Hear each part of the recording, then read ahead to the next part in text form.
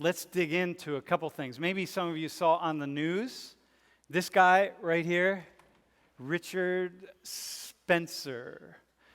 Some student here at Penn State asked if he could come speak at Penn State. They didn't go through UPAC or some other organization or whatever the case is, but somehow the word came down that they wanted him to speak.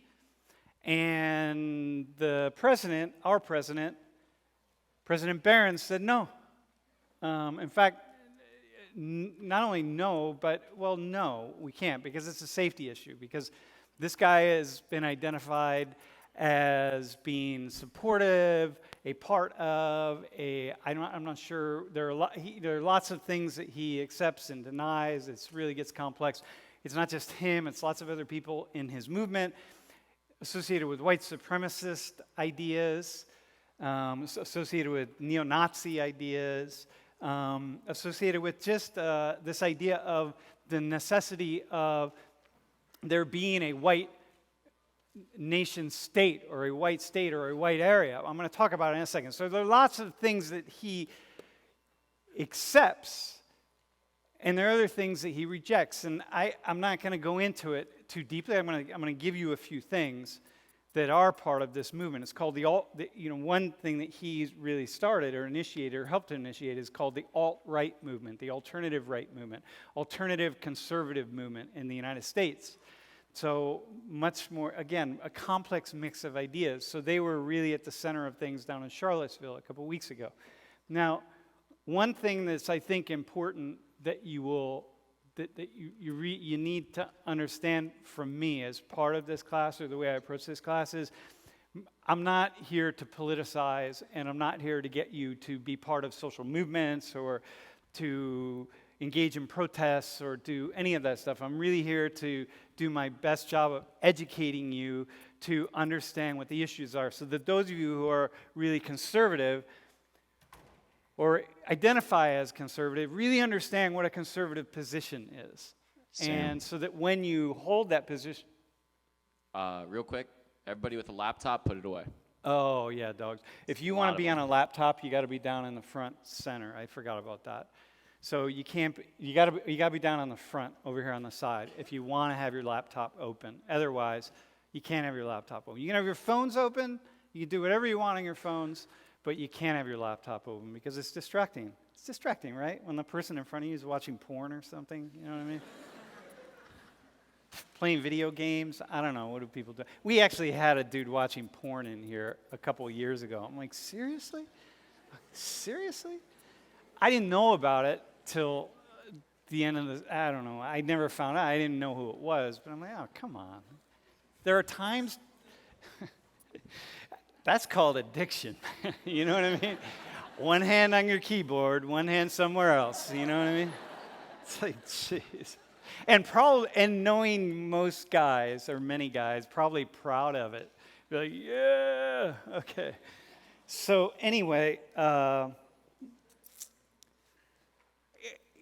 if you identify as more conservative, that you really understand what it means to be more conservative, not just it's just sort of flippantly saying, like, yeah, I'm conservative because, I don't know, my parents are, or who knows what. I don't know, I have some random idea. It's a very complex ideology. If you identify as more liberal, that you really understand what it means to be liberal, and the implications of that. And to take a progressive stance is a very difficult thing to do.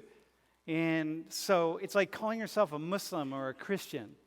That are two ideologies, two religious thought systems that are really rooted around a moral framework that's a very complex moral framework. And it's really hard to hold all the elements of that consistently. So it's hard to hold the elements of liberalism consistently. And in fact, most people really have no idea what it is, just like conservatism, right? So that's my job, understand. And we're going to start today. So let me treat this guy with, let me look at, here's some of the pieces of alt-right. And mostly you're not going to get slides with a lot of wording on them, but you're going to get a couple here. So here's 3 essential beliefs that he holds. White culture of European origin, not Jews, by the way. Jews, those of you who are Jewish, you're not part of this, right? So you might be white, but you're not right. Okay, so is the most advanced culture and at risk of being eliminated and or weakened through multiculturalism, through assimilation, through amalgamation, through like sort of blending with other cultures. Okay, humans of European ancestry, again, not Jews. Sorry, you're not part of this. Are the most evolved humans, physically, intellectually, psychologically, and morally. This is just sort of a central tenet. Okay. And for the good of humanity, white culture and people might need their own ethno-state. So the idea here is if white people are really the most advanced. Now, this is not, you're not immediately a neo-Nazi just because you have this idea. You can maintain Nazism. There were many components to Nazism that are not. So to label these guys all neo-Nazis just because you have the idea that white culture might be the most advanced is not fair. And I'll go out on a limb and say that. That's not really fair. It's not understanding it. And in fact, in many ways, it's more dangerous than that. And so, however, the idea is, these folks have this idea that, human beings have evolved over time and white people have evolved further than other people. White cultures of European cultures, and includes the U.S., have evolved further than other cultures. They're more complex. They have a more solid moral ethic. It's a more solid moral framework. Just overall better people, psychologically, emotionally, et cetera, and so therefore, these folks, because it's only white people in the movement, obviously, we can't allow this culture. Like, what's going to happen to the world if this important white culture and these important white people suddenly get pushed by the wayside by black and brown people? And so black and brown people start to insert their genes into the white genetic admixture / gene pool, and then what happens to life on Earth? You get it, right? You see the issue. So if you believe that, then this is a real problem. When you start to see intermarriage and racial mixing, and you start to see this, U.S. culture or European culture being like watered down by all these Middle Easterners or Asians or Africans moving into Europe, and then all these folks from the Middle East and Latin America and Asia and so on moving into the United States. And then, in a few decades, the U.S. will have more brown people than we have white people. And oh my God, this is a problem if you have this belief. So you see this, right? You got it? Now, I'm going to give you my thinking on this, but what I'm going to do is just give you a way to understand race and ancestry sociologically. So I could make a really flippant response to this. Wouldn't be very difficult. I could just show you the 100 million people of European ancestry who died at the hands of 100 million hands of other people of European ancestry in the wars of the 20th century. And so we could say, oh my gosh, I'll do 100 million people. 100 million people. You got it? Like, I could just show those numbers and say, where is the advancement morally and ethically and so on and so forth? Africans weren't killing each other in those numbers. Asians weren't killing each other in those numbers. South America, Latino, people, it's an ancestry, it's not a racial group, but nobody else was. This is a unique characteristic of Europeans. But I'm not going to make that. I'm going to go further than that. That's like an easy piece. I actually want to give you a way to understand this scientifically, okay? You get that, right? Dude, you get it? In the 20th century, the 100 years of the 20th century, 100 million people died in the 2 world wars. You got 100 million. These are white people.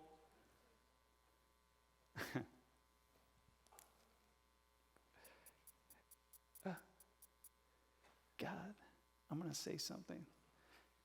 Christians, don't hate me. Christians, white Christians, who did all this killing. Right? It's like, white Christians. But we just won't talk about that. Let's talk about the problem of white culture when other groups come in and make us what? Worse than what we are? I mean, that's a pretty big feat. I almost dropped my second F-bomb. It's a pretty big feat in 100 years to kill 100 million people. It's not easy. And I'll come back to the Christian idea, but I'm not bashing Christians. I'm just putting that out there. These folks are all Christians. So I'm like, who? I'm born and raised. Well, not really born Christian, but this is it. Like, okay. So you understand, this is really complicated, but we're not going to go there. We're going to go somewhere else. All right. So you ready? Oh, wait, go back. So, of course, all these people are white. Because you never look, okay, let me study history. And let me look at how history works itself out. And let me think about all the ancestry groups in the world and racial groups and so on. Let me just think scientifically about which one's on top. And after all my scientific analysis, I decide that, lo and behold, the Chinese are on top. Or sub-Saharan Africans are the most evolved. Nah, screw that. White people, baby, white people. We're the best, we're the strongest, we're the smartest, we're the most moral. Of course, everybody chooses their own group. So you know there's racism involved in these sorts of things. When the people who are the best, the strongest, the smartest, etc., are the people that look like the people who are talking. You know what I mean? If someone's making some proclamation about, well, those people are all thieves, right? Well, you don't say that about your own people. You know what I mean? You say that about other people. So here, this goes back a long way. Go to the next one. So this Linnaeus, 1735, like here, he divided the world into three groups. White people, inventive, acute, sharp, perceptive, gentle. Gentle.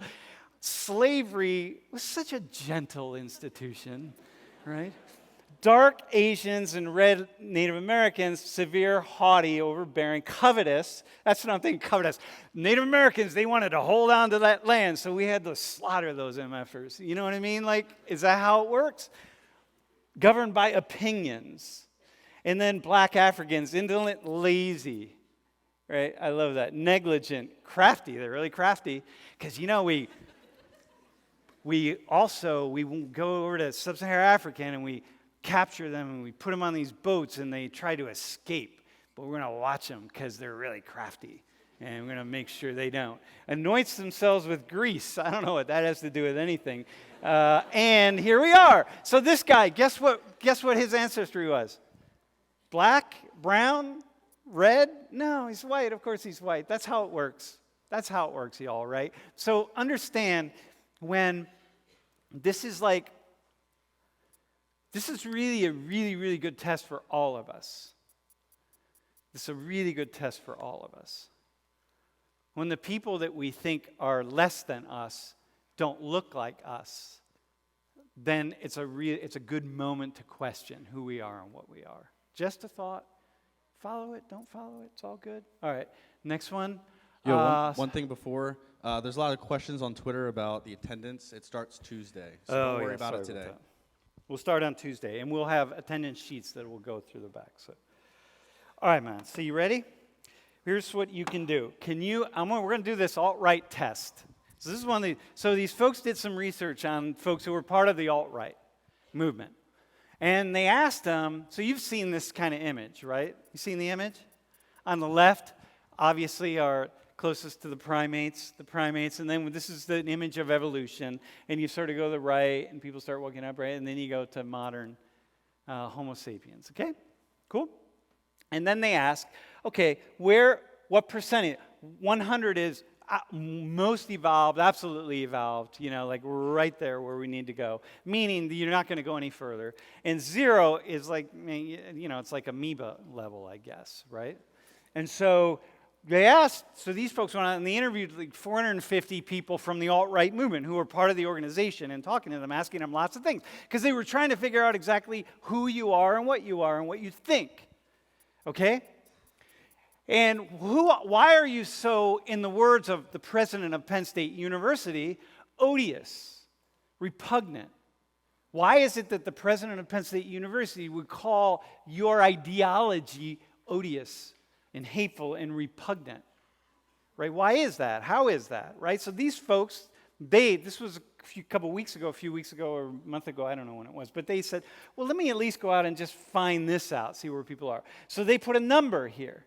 So if the number's like 50 to Muslims, that would be sort of like right here in the middle. You know, you're kind of like, yeah, you're not really evolved, you know, and you would assume that white people were going to be higher on the scale by the alt-right people, right? So white people are going to be the highest. Are we cool on that? You get it? You get how it works? So I don't know. I don't remember what their number was. Maybe 98 or who knows. I have no idea. White people, but they put numbers to these folks. And I want you to pair up with people around you and come up with a number that you think they gave. These are folks in this movement. These are the folks that your president of the university said, nah, you're not coming to Penn State because it's dangerous to have you here and you're just kind of dumb. And this is a college campus. Well, he didn't say that, but okay. So really fast, pair up and come up with 4 numbers. That what you think, what number from 0 to 100 they gave Muslims, blacks, Mexicans, Jews. Pair up with anybody.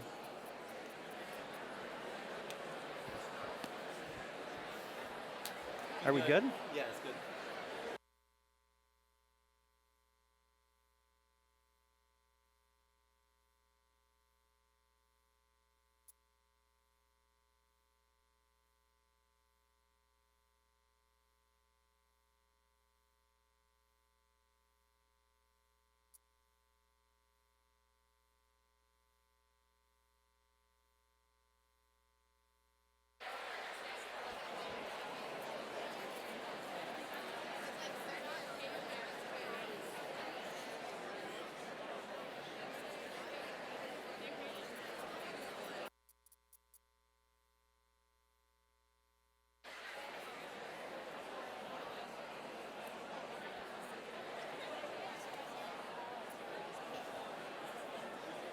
All right.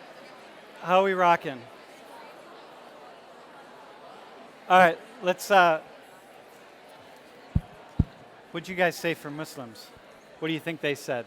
This is not what you think. This is what the alt-right people said on average. Probably 5. 5? Yeah. To Muslims. What do you think they said for blacks? What'd you guys say? 60. 60? What'd you all say they said for Mexicans? Like 60s. 60s? They've never had enchiladas before. That's pretty evolved food source. What do you think they said for Jews? What'd you all say? 40s. 40? All right, here's what they said. All right. Jews, Jews, those of you who are Jewish, you get sort of a boost because you're people of the book, you know what I mean? So there's what they said. Now, white people, obviously, in the 90s, and you should know that on average, when we ask this is a question that's regularly asked lots of people. When we ask people, they generally say, and again, there's more evolution to happen, right?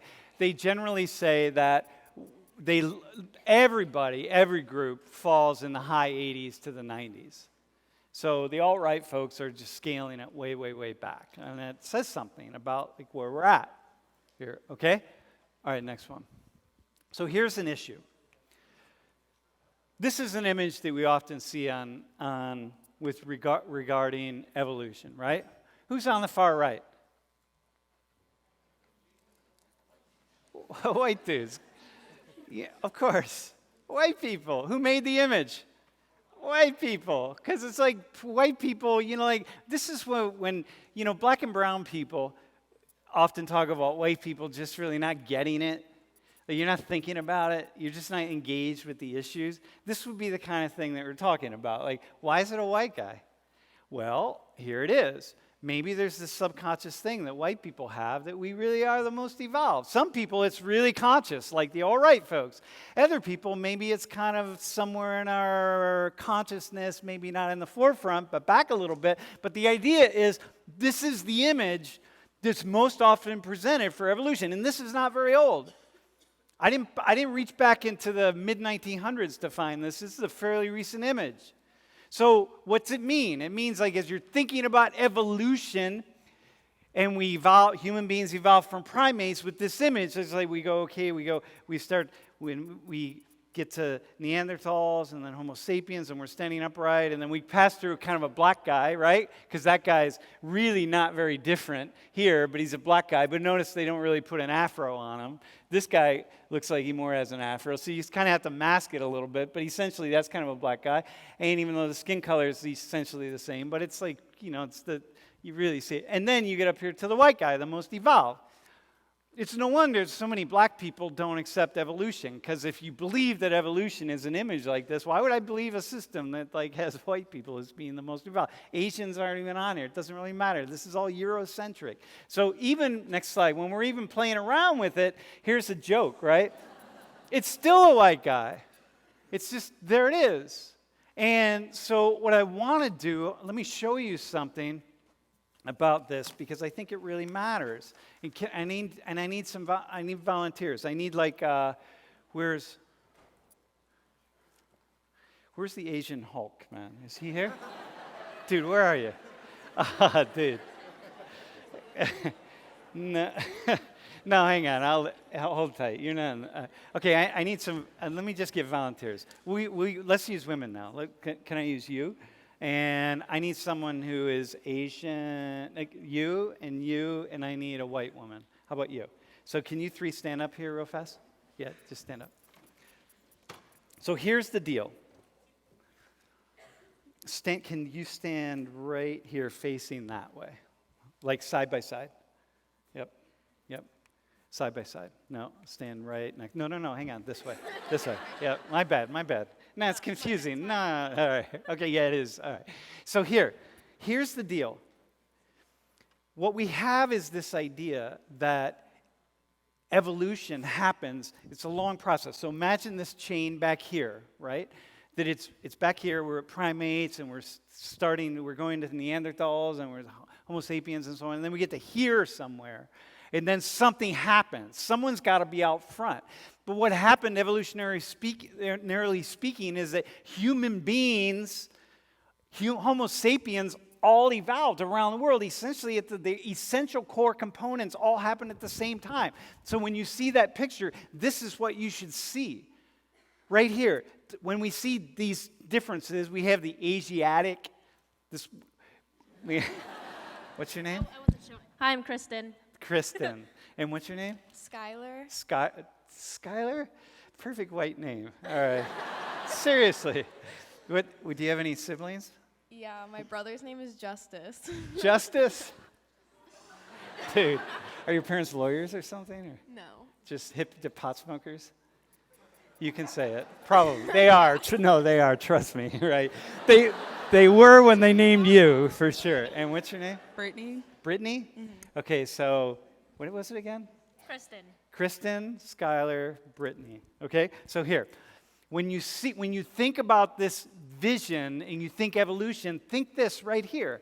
Like we're all in a row. It's just all happening. There's no differences. And this is what I'm going to talk about. This is what these alt-right people don't see. They don't understand anthropology, and nor do most human beings on the planet. They don't get it. They see that and they think that Skylar is out front. You're somewhere behind here. Here, stand right here. And you stand here. And that you're back here. This is what they see. And who's going to be back furthest? Well, the black person, of course. This is how evolution is portrayed. Not you, of course. You would be up here. But Skylar, your brother would be out in front because he's Justice.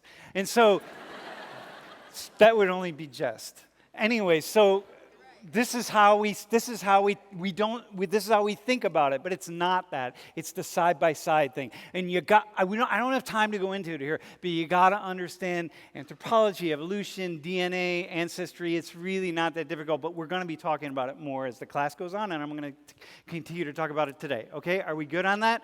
So these folks don't get it. They see it like this. And then they say, look, white culture is out front. We're the most evolved. White people are the most evolved. And these people, when they start mixing genes with Skylar, What are they doing? They're not bringing themselves up. They're actually bringing her down. They are bringing them up because they're getting her good genes because she's got the best genes because she's white.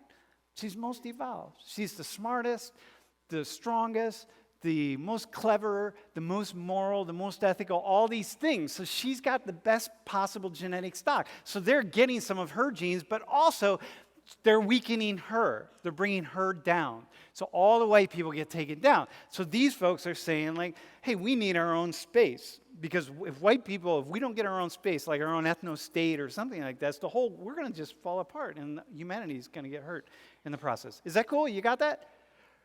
So, all right, thanks, y'all. Thanks. I might call you back up in a hot minute. Okay, so now, let's look at a couple things. Here, I'm going to call you back up right now, as a matter of fact. Next slide. Can three of you come back up? Okay. I forgot I was doing this. So check this out. Look at them. Can you make sure you got a good shot of them, right? Okay. You got all three. Okay. Look.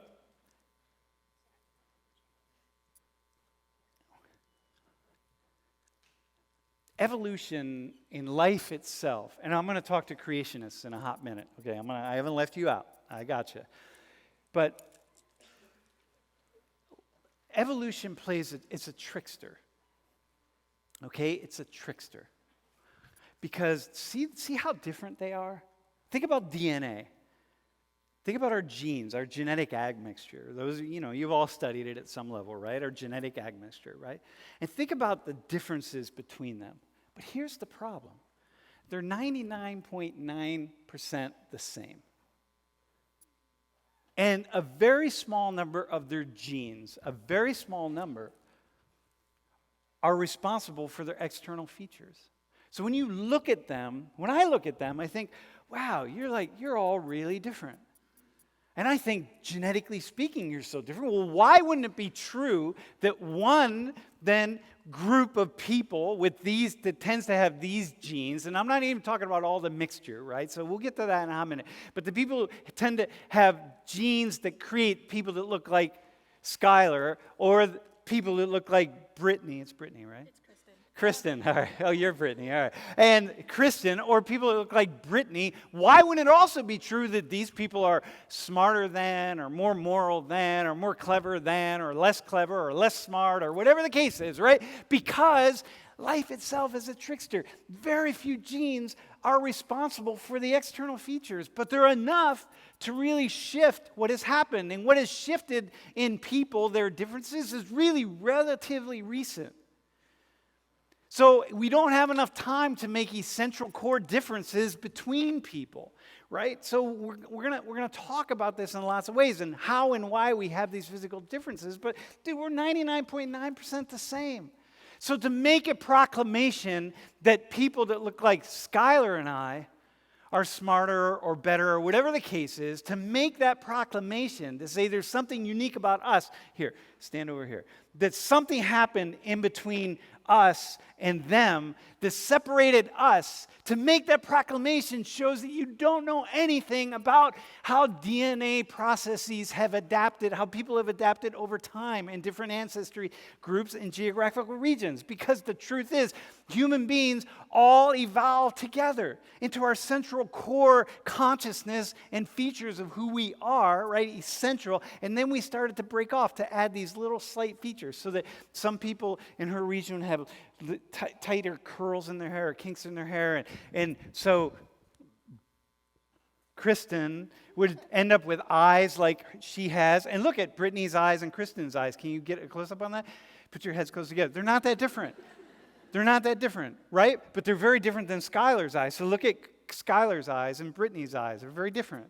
And so, okay, well, those happen, but that happened recently, y'all. They're essentially the same. They are the same. It's just that you look at them and you think, wow, they're really different. And they're not. They're different sociologically, but biologically they're not. And that's where the alt-right misses it. So when you come up with an ideology based on racism, based on the idea that one group is better, smarter, more ethical, et cetera, than another group, you're missing what science is very, very clear to tell us. And when you continue to make that argument, you are not studying science. And this is not a class on the science of human evolution, so I'm not going into it. But what I will tell you is, it is something that if you don't understand it, you have to go study it. I'm just giving you the basic idea. I could never do that. Okay, you get it, right? The trickster. So now, okay, thanks. Now you can sit down, and I may call you back up, but not right now. Oh, gosh. Okay, here, real fast. Creationists. So mostly thanks you all. I'm mostly talking to Christians and Muslims, right? Because you tend to be the ones that focus on creationism. By the way, a number of years ago, I was in Istanbul, and I accidentally converted to Islam, right? And it's a long story. It's actually not that long of a story, but it was an accident. I didn't really mean to, but I dig Islam. It's cool. I mean, Christianity and Islam, they're the same religions in my mind. I mean, there's slight variations on the theme, y'all, but really, it's from a sociological perspective, they're the same thing. But in any case, and you're thinking, like, this guy must be out of his damn mind. Some of you, but no, I'm not. Well, I am out of my mind, but essentially they're the same from a sociologist's perspective. But anyway, I converted to Islam, and after I converted, it was an accident because I didn't really know what I was saying, but this guy converted me, and he was amazing. Oh my God. It was one of the coolest moments in my life that I've ever had. He was a Sufi, and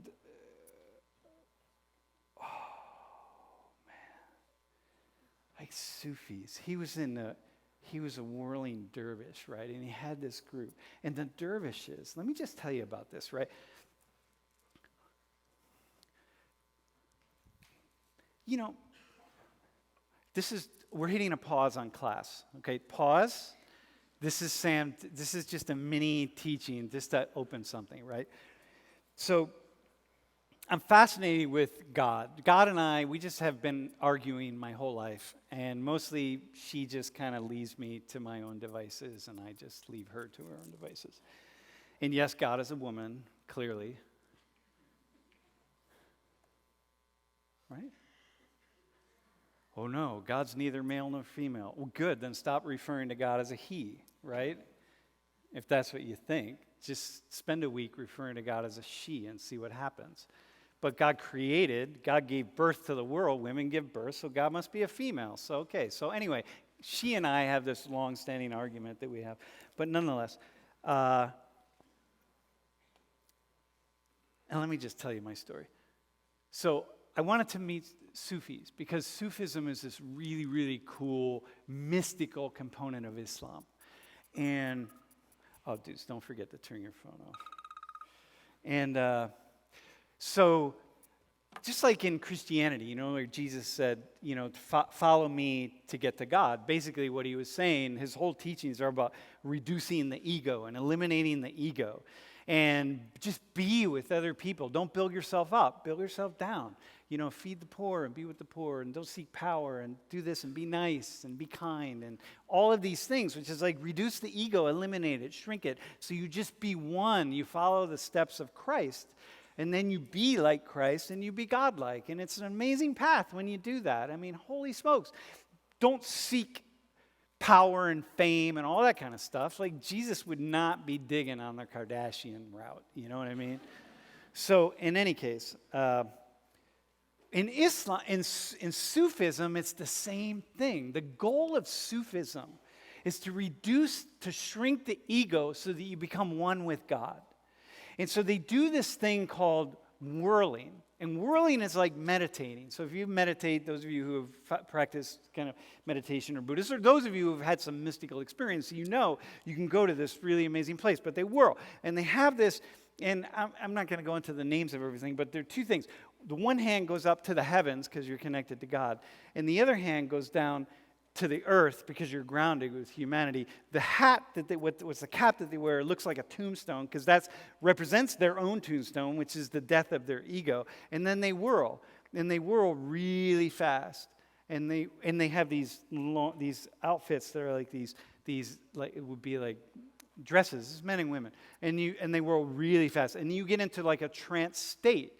All the while, your energy is going up to heaven and down to the earth. So you're grounding yourself to God. You're focusing on becoming one with yourself by becoming one with your consciousness, which kills your ego, and then you become one with God. It's like, oh my God, right? Is that not awesome? Is that not awesome?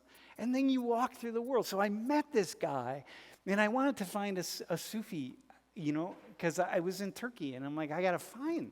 So I met this old guy on the street, and he said, I'll take you to the Sufi. Meet me right back here at 5 o'clock. And so at 5 o'clock, taxi pulls up, and this old dude rolls the window down. He's like, hop in. And I hopped in, and he takes me around through the streets of Istanbul, if you've ever been in Istanbul, And then we stop in front of this house, and we go up these winding stairs, and we open the door. And there's this guy sitting in his little prayer room, just like this. Just waiting for me. He didn't even know I was coming, and the dude's waiting for me, right? He had no idea I was coming, and he's waiting for me, right?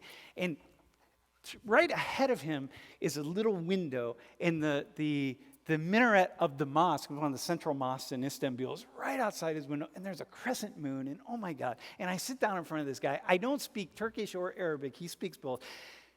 We just start looking. I sit in front of him, and we look at each other, and we just start giggling and laughing.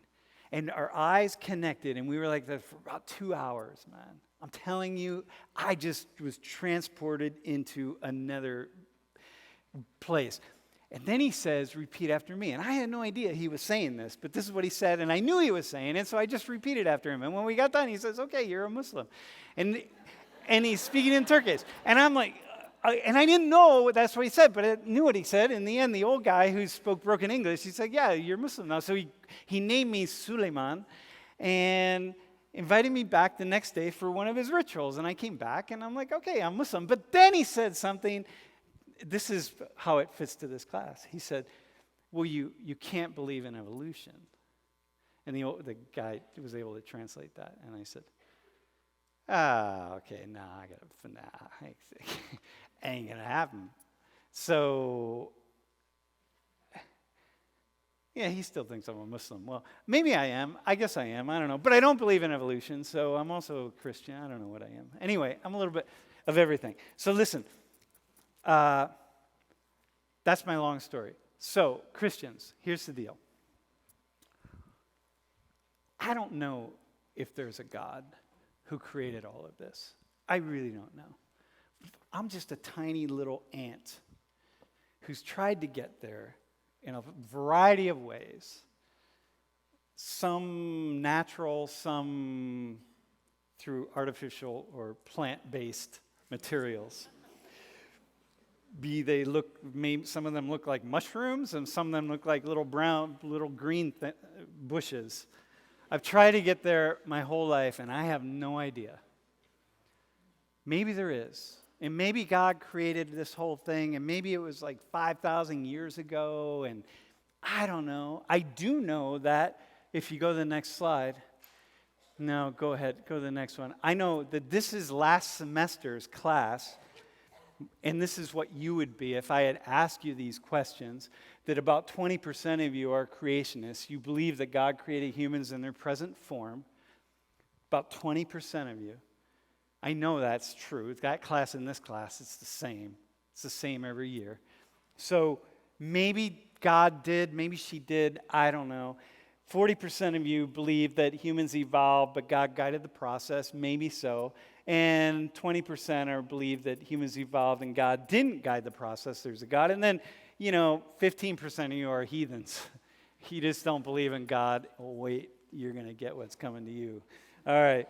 So atheistic evolution, right? So you don't believe in anything. You just say evolution just happened. Look, so to those of you who, especially the creationists, the 1 in 5 of you, look, maybe you're right. I don't know. I'm not going to go one way or the other. But here's what I want to say to you. We know a lot about evolution. We know a lot about how the process worked. Not me. I'm just a tiny speck of a sociologist, and I'm just trying to make my way through the world, and I don't know very much. But there are some really, really smart people with some amazing data who know a lot about exactly how this process works, and they tell a very, very good story. So those of you who still hold on to the creation idea, that's fine to do.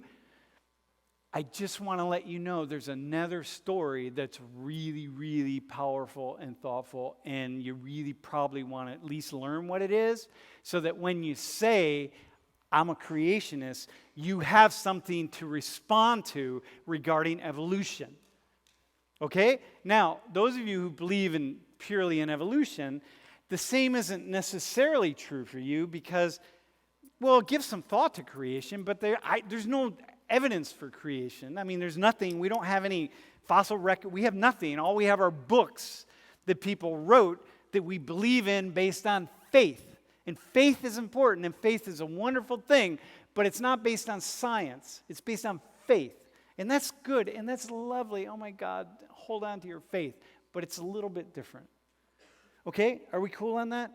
So I just feel like I want to say that. Now, I'm going to continue to talk about some evolution stuff. But for the creationists, again, I don't want to step on your parade, but I do want to encourage you to keep seeking. I want to encourage everyone to keep seeking. My God. And those of you, yeah. First off, in my humble opinion, the only thing that really matters is our relationship with the life force. So all this other stuff is just, I don't know. Dude, I'm an atheist, man, and I pray all day long. And I'm an atheist, and I pray all day long. You know what I mean? So I don't know, you theists, I don't know how often you're praying, but all I do is pray. And I don't even believe in God. So, like, you got to ramp your prayer game up if you're not praying all day long. You know what I mean? Dude, I'm serious, actually, by the way. Okay, next one. Let's go to the next slide. So here, check it out. Here's what we think we know. Again, I say what we think we know.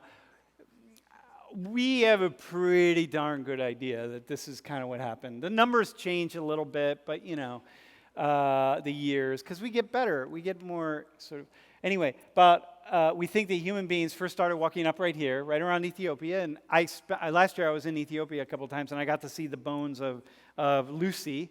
And it's pretty amazing. Lucy, one of our first ancestors walking upright. She would have been about that tall.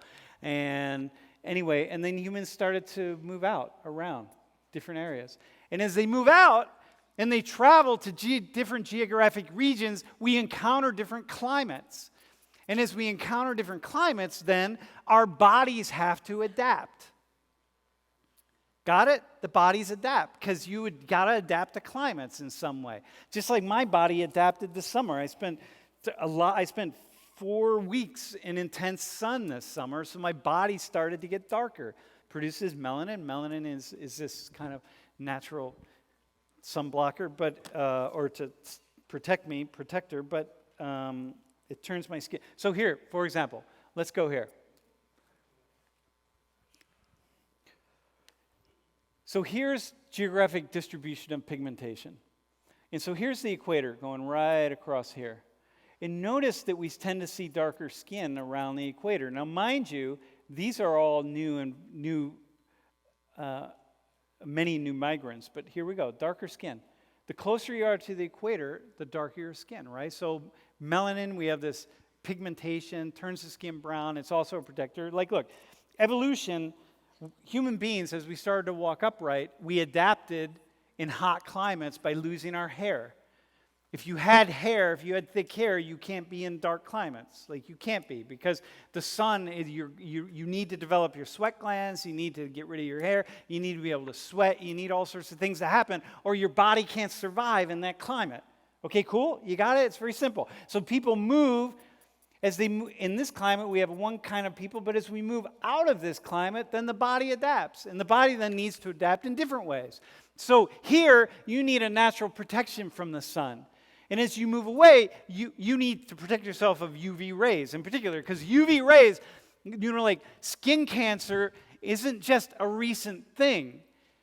In the past 20 years, skin cancer has been killing people since the dawn of time, the beginning of time. But as people move away from the sun, they need more sun because you need the sun for calcium and vitamin D and so on. So you got to get these sun rays in you.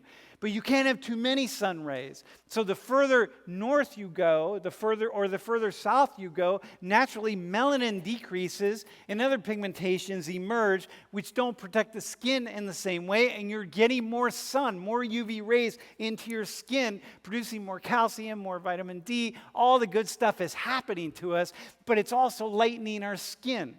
But in the heavy, intense sun climates, you're going to have dark skin. And the more sun you get, the darker your skin's going to be. So therefore, dudes,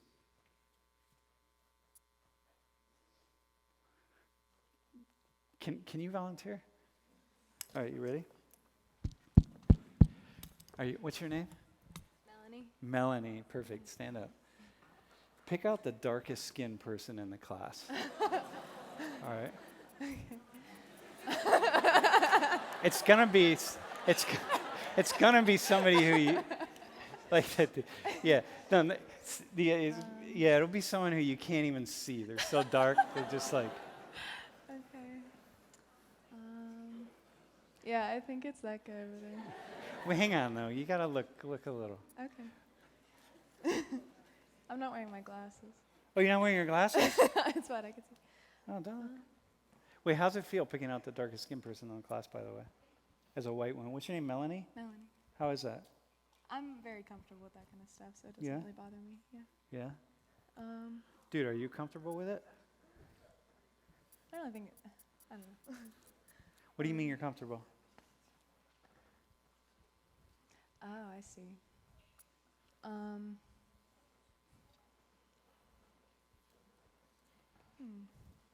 I think more so like it's hard to pick out, I guess you would say, but it's just I can see like your skin is darker than mine, his skin is darker than all of us. Yeah, I see what you're saying. His skin's pretty dark. Dude, we'll just use you. Come down a sec.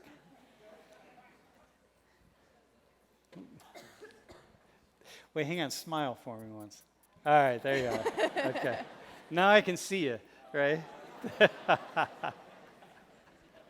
Dude, what's your name? What is it?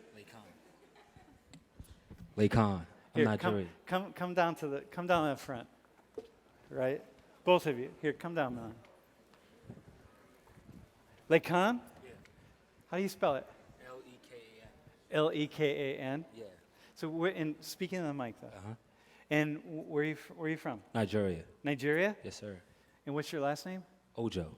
Oju? Ojo. Ojo, what's your tribe? Ojo. Yoruba. Yoruba? Yeah. Ojo? Yeah. O-J? OJO. It's 3 letters. O-J-O? Yeah. What's your last name? Valenza, Valenza? What's your background? Italian. Italian? Yeah.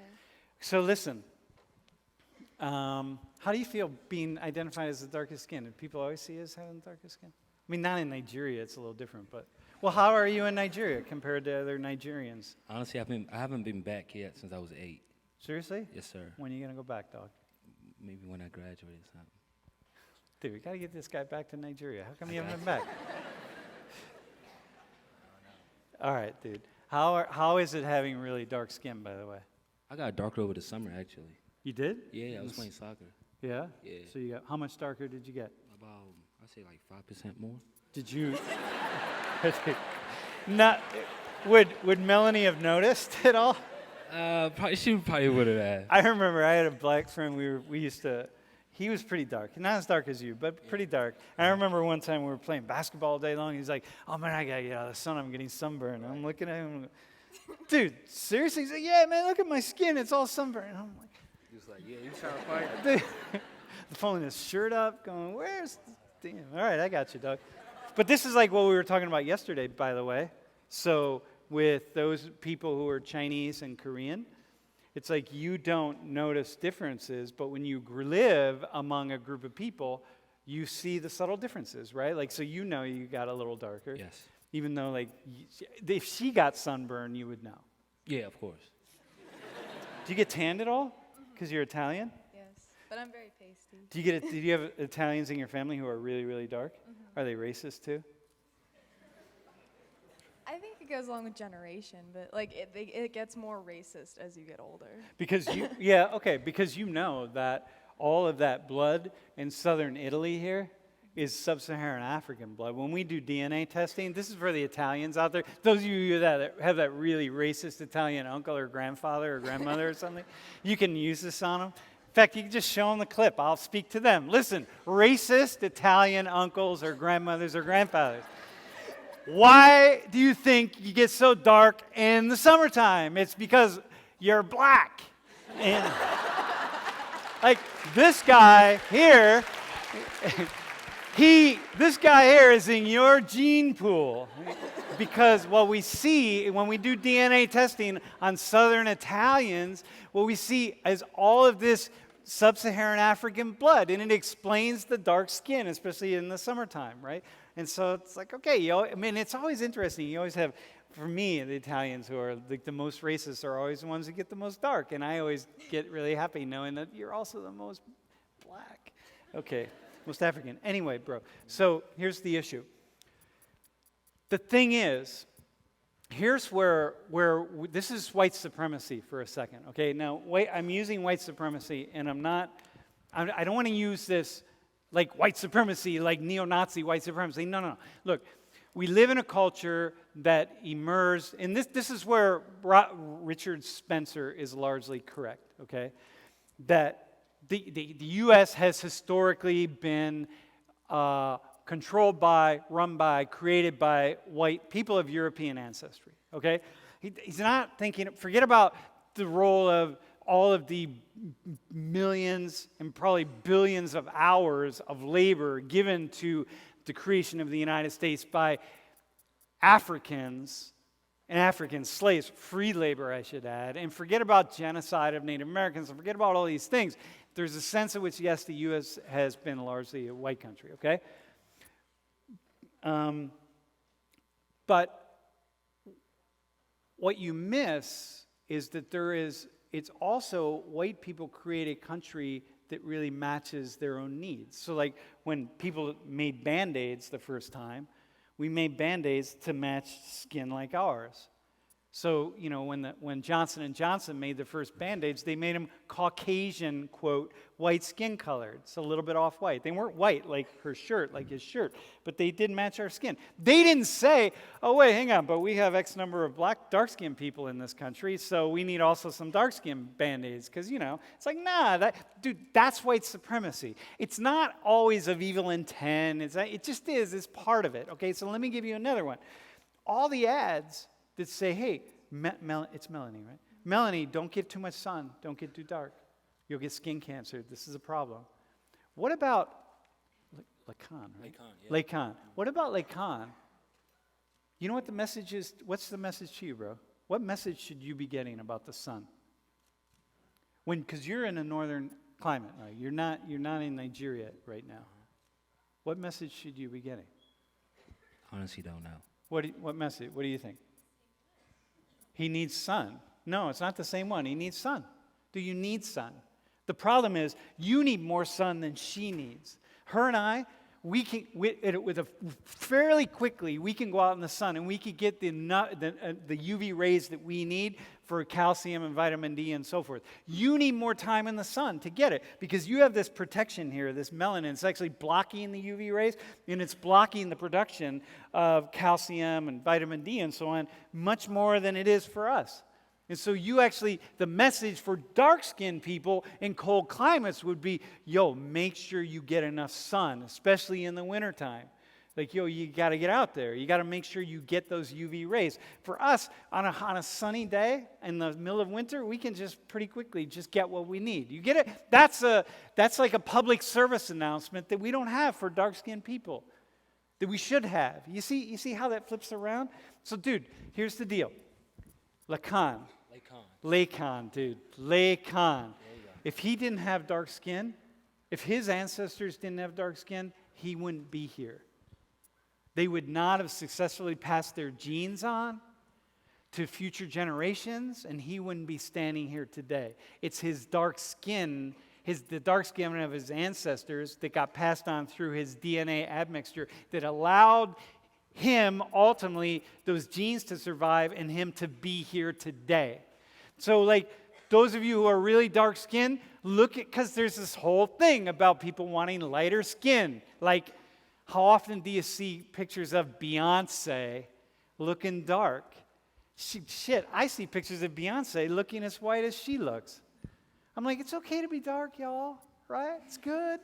It's good. If you weren't dark, you wouldn't be here today. If she wasn't light, if I wasn't light, given where we live, if you were like Lacan, if Lacan had, if his ancestors were our ancestors and they just switched, his ancestors would have died off and ours would have died off, and we wouldn't be here.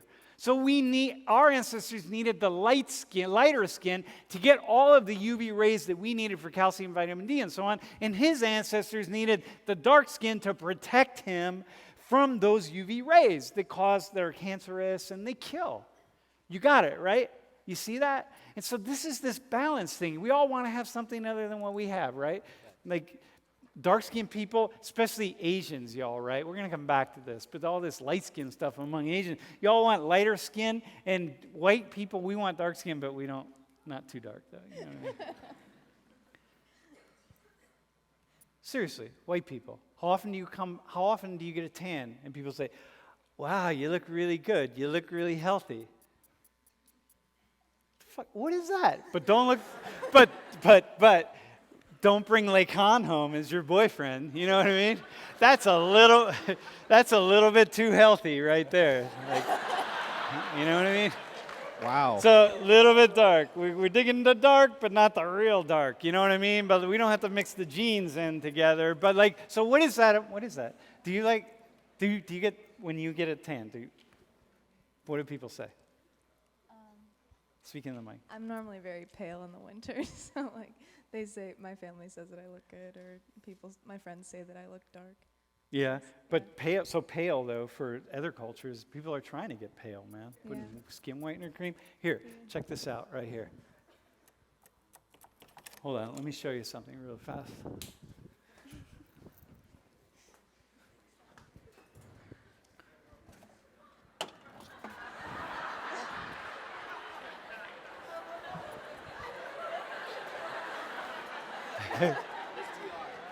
All right, Doug. All right, you ready? Check this out. Here, can we get this in this camera down here? Directors? Yo, right here. No, I want to shoot at this camera. I want a close-up of this box. I can't put that camera. No, I got you. All right, let's go with this one. You see what this is? Can you get a shot of it? It's skin whitener cream that I got in Ethiopia. White perfect. Dude, if you put some of this on, bro, you'll be perfect. You know what I mean? we could put like some on your, I don't know. Are you a Christian? Yes. Dude, what if the whole semester we just put a cross right here on your head? By the end of the semester, you'll have a permanent cross right there. It'll last probably a couple weeks. You know, it won't work for you. You could get whiter, actually. Isn't that crazy? So, like, this is all over, right? Like, I went to a pharmacy in Ethiopia. I picked this stuff up. And you know, whiter and smoother within 7 days. Dude, seriously. Can you want to try it? 7 days, dude. Not on your forehead. How about just, like, on your underarm or something? If I take this home and you put it on the same spot for 7 days, see what happens?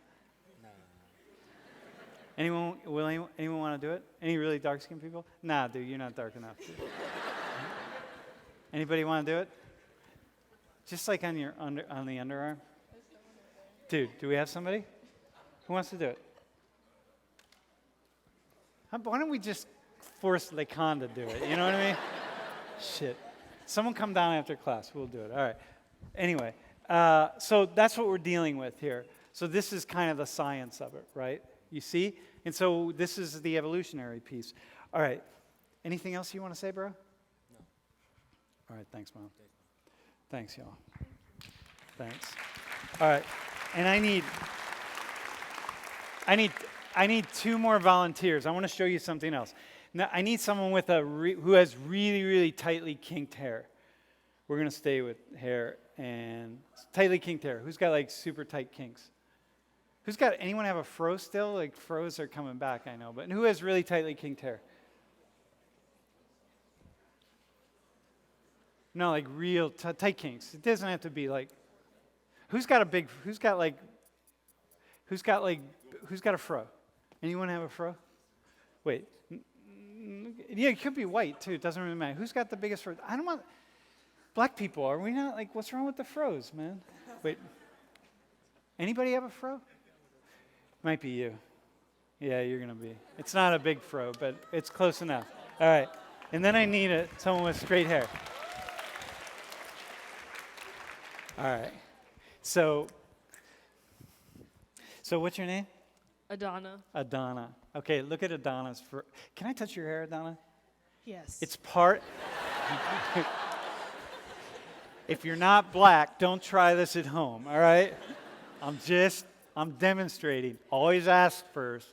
But you got to make sure you either know them or you're in front of 750 people and a live stream and they can't say no. Hi, Mom. So listen.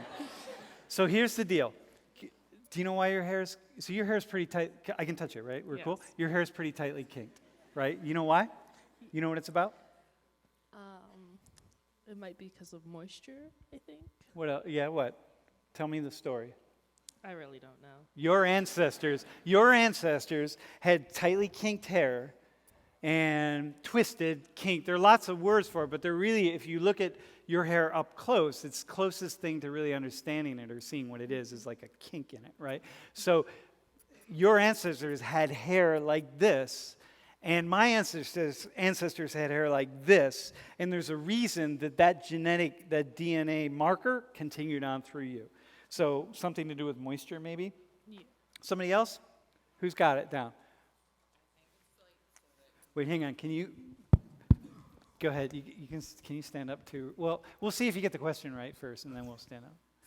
No, go ahead. Stand up. Yeah. Look at that camera, though. So I think it's because of the sun. Go ahead. It protects their heads from the sun. Hold the mic. And also it can retain moisture better. Dude, so tell more. What do you mean protect hair? How is it protecting her hair? Imagine her afro, by the way, is 3 inches larger. So the sun can't hit her head. Yeah, sun can't touch your head. So look, man, the sun, look at my head. First off, I'm a middle-aged white guy that's balding, right? What's your name, by the way? Maya. Maya, dude, you killed it, by the way. That is completely it, right? So here, the sun is going to get to the outside part of her hair. It's not going to get to the scalp. Dude, y'all, go back 30,000, 20,000, 30,000, 50, 80, 100,000 years. People don't have hats. You're out in really hot climates without hats. And you got to protect your brain. Why are you protecting the brain? Why are you protecting the brain? Come on, you're a science major, man. Get this down. So that way UV ray lights don't kill you. Kill you. How are they going to kill you? Because they'll kill your brain cells. They'll kill your brain cells. How? I'm not a bio major. Dude, any athletes in here? Any athletes who've ever had heat stroke? Anybody? Anyone ever have a heat stroke? You know, you had a heat stroke? Why'd you get a heat stroke? What happened? What were you doing? Out in the sun too long. Right, you're out in the sun too long, what happens? Your brain starts, what's that? It gets too hot. Dude, it gets too hot. It starts cooking, man. And it starts cooking, and this is a problem. So you got this afros. We have kinked hair. We say, after afros, kinked hair. It pushes the hair away from the skull. And as it pushes the hair away from the skull, the sun hits up here. Look, on me, the sun hits my scalp. The other thing, you know what happens? How long does it take your hair to dry? So long. How long? Like how long? Good 10 to 15 minutes. 10, 15 minutes? Yeah. How long do you think it takes my hair to dry? 5. 5. How long would it take your hair to dry if you let your hair grow out for about 2 years? When it was long, it took a good 20, 30 minutes. 20, 30 minutes? Yeah. Yeah, if you had really long hair, though, it would be hours, right? And why do you want moisture in your hair? Why do you want moisture in your hair? Maya, why do you want moisture in your hair? To keep you cool. So in a hot climate, she needs to be cool. I don't need to. I'm not going to survive in a hot climate, y'all, right? Because I don't have suntan lotion. Imagine, take me back. I don't have suntan lotion. I don't have a hat. I don't have anything to protect me. She does. She's good. Look, she has dark skin and she's got this hair. It's like she's protected. I'm not protected. So evolution, this is what we see. We see this kind of these hair textures changing over time. Is that awesome? Yes. Once again, like now in this, dude, thanks, dog. Oh. All right. So listen, once again, what evolution does, what life has done, it's given us bodies that have changed to adapt to different areas of the world. Like, I'll do more of this next class. We'll do some things, but wait, hang on. Don't put your stuff away though yet, because I want to just make this final statement, and then we're going to I need to say two things. So wait, hang on. Seriously, hang on. Okay, so human beings, as they migrate around the world, our bodies adapted to the climates. Today, if you have more tightly kinked hair or wavy hair, you can straighten it. If you have straight hair, you can curl it. You can lighten your skin. You can darken your skin. We have all these things that we can do, and that's fine. You don't have to go natural. You can be not natural and do whatever you want to do. It doesn't matter because we have the ability to do that. We can protect ourselves in lots of different ways, but historically we couldn't do that. And so that's why we see all these differences in our bodies, whether it's our ears, our eyebrows, our eyes, our lips, our nose, whatever it is, there are all these differences that our bodies adapted, are a result of our bodies adapting to climate. It's awesome. Isn't it awesome? Okay, two statements. One, listen, man. Listen. I'm going to speak first to women, and I want to speak to men. So, I'm on this Penn State network that I get these announcements or whatever when things happen, sexual assaults, okay? Here's the thing.